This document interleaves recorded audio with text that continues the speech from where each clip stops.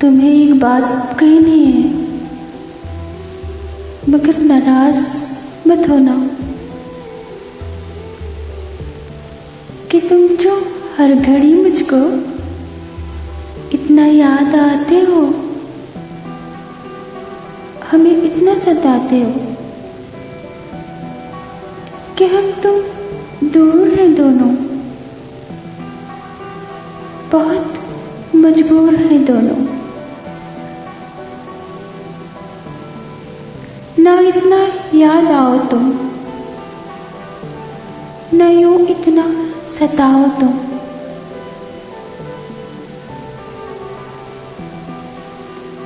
कि इतना याद आकर तुम हमें पागल बनाकर तुम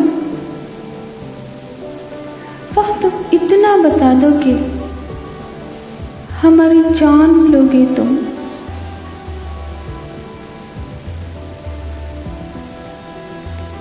मगर ये भी हकीकत है, तुम्हारी याद ही तो है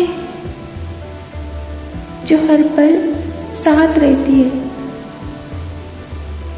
खुशी में भी गमों में भी,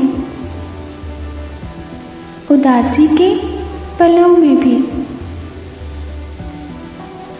तुम्हारी याद ही तो है जो हर पल ये बताती है, मुझे एहसास दिलाती है कि